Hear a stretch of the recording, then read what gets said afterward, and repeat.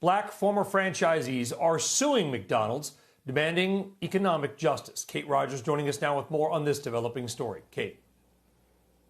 Hi, Brian. That's right. Good morning. A group of 52 black former McDonald's franchisees representing more than 200 stores suing the restaurant giant in federal court in Illinois, claiming that McDonald's sent this group on what it calls a, quote, financial suicide mission.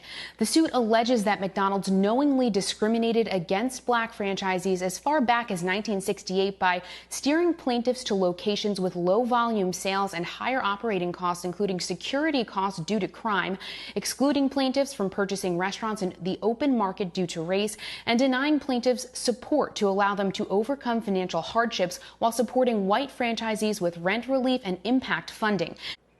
First of all, you have to look at the history of McDonald's. When in 1969, blacks basically had to revolt to get their first franchise.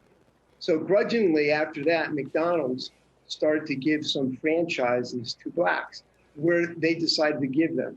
And they were primarily in black neighborhoods, low-income neighborhoods, ghettos, tough areas. Over the next decade and a half, it became apparent that that was a problem. Blacks approached McDonald's through the National Black McDonald's Owners Association with these beefs. McDonald's in the 90s acknowledged these problems, and they entered into a parity agreement that they announced publicly in the late 90s, in 98.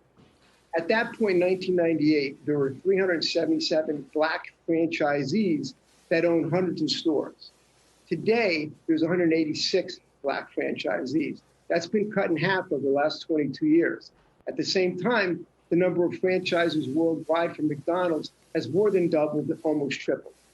And that annual sales for the plaintiffs were about $2 million, which is about $700,000 below the McDonald's national average of $2.7 million between 2011 and 2016. What kind of damages, Kate, might they be seeking as a group? As this is all about the revenues, you can see that McDonald's steered the group of plaintiffs here to lower revenue generating restaurants. And as we mentioned, there are 52 plaintiffs here representing more than 200 stores. The attorney says that each store represents between $4 and $5 million in damages alone.